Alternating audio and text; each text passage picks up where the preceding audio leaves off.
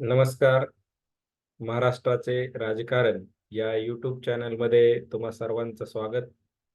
आपण लोकसभा मतदारसंघ, महाराष्ट्रातील जे 48 लोकसभा मतदारसंघ आहेत, त्याचा आढावा घेत आहोत. तर कालच्या लेक्चरमध्ये आपण नंदुरबार लोकसभा मतदारसंघाविषयी अ, अधिक माहिती जाणून घेतली होती. आज आपण पुढचा म्हणजे नंबर 2 क्रमांकाचा जो लोकसभा मतदारसंघ आहे, धुळे लोकसभा मतदारसंघ, या धुळे लोकसभा मतदारसंघामध्ये राजकीय समीकरण कसं आहे ते आपण थोडक्यात जाणून घेणार आहोत. तर ह्या यूट्यूब चॅनलवरती रोज एक व्हिडिओ अपलोड केला जाईल. तो व्हिडिओ तुम्हाला बघण्यासाठी तुम्ही या चॅनलला सबस्क्राईब करा. चला, आज आपण बघूया आता धुळे लोकसभा मतदारसंघाचा थोडक्यात आढावा. धुळे लोकसभा मतदारसंघामध्ये 6 विधानसभा विधानसभा मतदारसंघ येतात.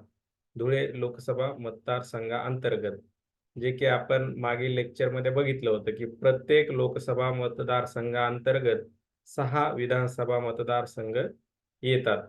आणि जर समजा एखाद्या जिल्ह्यातील विधानसभा मतदारसंघ कमी असतील 6 पेक्षा, तर त्याच्या शेजारील जिल्ह्यातील काही विधानसभा मतदारसंघाचा समावेश लोकसभा मतदारसंघामध्ये केलेला आपल्याला दिसून येते.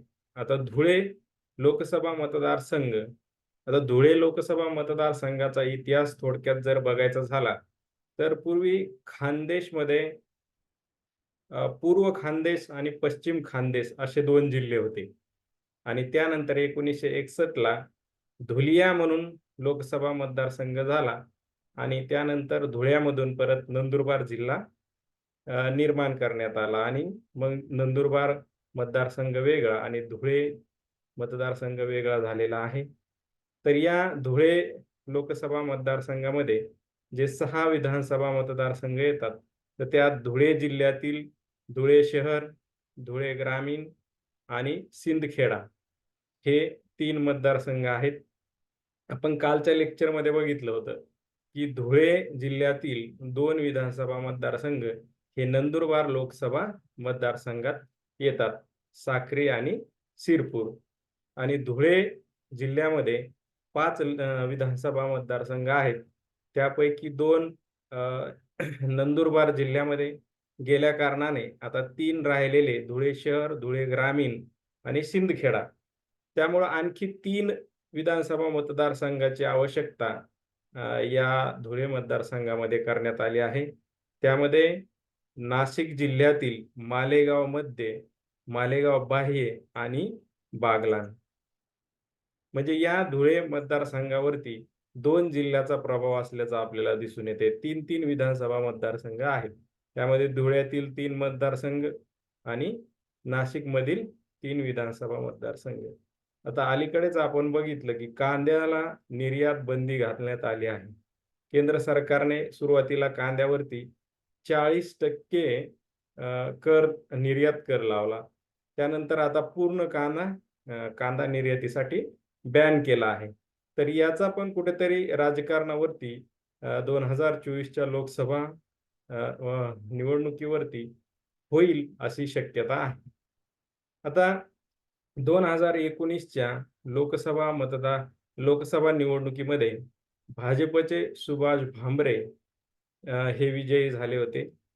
त्यांच्या विरोधात होते काँग्रेसचे कुणाल पाटील. कुणाल पाटील यांना 3,84,290 मतं मिळाली होती आणि भाजपाचे सुभाष भामरे यांना 6,13,533 मतं मिळाली होती.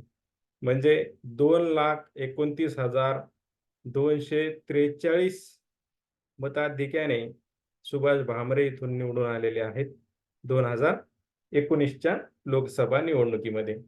2014च्या लोकसभा निवडणुकीमध्ये देखील सुभाष भामरे यांचाच विजय झालेला होता आणि तेव्हा काँग्रेसचे उमेदवार होते अमरीश पटेल.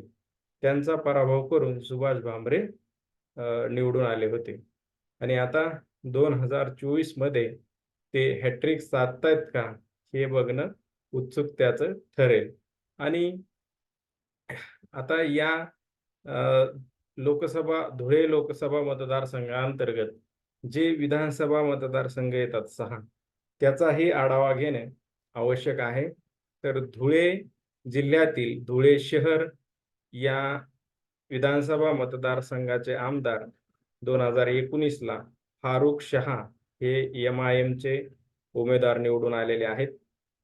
त्यानंतर धुळे ग्रामीणमध्ये कुणाल पाटील हे काँग्रेसचे आमदार निवडून आलेले आहेत. आपण मागच्या स्लाइडमध्ये बघितलं, की सुभाष भामरेंच्या विरोधात लोकसभेला हे कुणाल पाटील होते. म्हणजे लोकसभा निवडणूक साधारणतः एप्रिल-मे मध्ये होतात आणि 2019ला ज्या विधानसभा निवडणूक होत्या त्या ऑक्टोबरमध्ये झाल्या होत्या आणि लोकसभेमध्ये पराभूत झाल्यानंतर या कुणाल पाटलांना धुळे ग्रामीण या विधानसभा मतदारसंघातून काँग्रेसने उमेदवारी दिली होती आणि ते तिथून विजयी झालेले आहेत.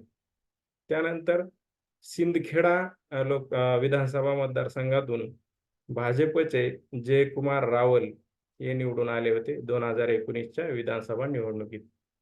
आता नाशिक जिल्ह्यातील जे 3 मतदारसंघ आहेत त्यामध्ये मालेगाव मध्य या मतदारसंघातून मुफ्ती खालिद हे एम-आय-एमचे उमेदवार निवडून आले आहेत 2019ला. त्यानंतर मालेगाव बाह्यमध्ये दादा भुसे हे शिवसेनेचे आमदार निवडून आलेले आहेत आणि बागलाण मतदारसंघातून दिलीप बोरसे हे भाजपचे उमेदवार निवडून आलेले आहेत, आमदार आहेत सध्या. तर या 6 विधानसभा मतदारसंघाचा आढावा घेतला तर आपल्याला असं दिसून येतंय की यामध्ये 3 विधानसभा मतदारसंघातून एम-आय-एमचे आमदार आहेत. त्यानंतर भाजपचे 2 आहेत सिंदखेडा आणि बागलाण आणि शिवसेनेचा 1 मतदारसंघ आहे जिथे की दादा भुसे हे आमदार आहेत.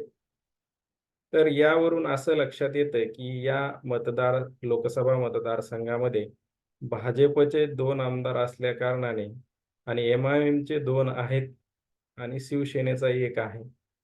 तर एम-आय-एमने जर लोकसभेला 2024च्या उमेदवार दिला नाही, तर साहजिकच इथं काँग्रेसचा उमेदवार निवडून येण्याची जास्त शक्यता आहे. कारण असं की एम-आय-एमला जे मुस्लिम मतदान आहे, ते विभाजित होईल काँग्रेस आणि एम-आय-एममध्ये आणि तिथे भाजपचा सहज विजय होईल. कारण 2 आमदार आहेत, 2 मतदारसंघावरती प्रभुत्व आहे. दादा भुसे शिवसेनेचे आहेत आणि ते सत्तेत असलेली शिवसेना शिंदे गटात सध्या आहेत. त्यामुळं कुठेतरी या मतदारसंघामध्ये आता एम-आय-एमची भूमिका फार महत्त्वाची ठरेल आणि विजय भामरे यांनी जे सुभाष भामरे यांनी जे सध्या संरक्षण राज्यमंत्री आहेत. तर या कालावधीमध्ये त्यांनी केलेले काही कामे ज्यामध्ये वन रँक वन पेन्शन असेल, अशा काही योजनाचा ते दावा करतात की मी मतदारसंघामध्ये अनेक कामं केलेली आहेत. तर यावरून साधारणतः परिस्थिती अशी दिसून येते की एम-आय-एमचा रोल या मतदारसंघामध्ये महत्त्वपूर्ण राहील. तर आपण थांबूया इथे. धन्यवाद.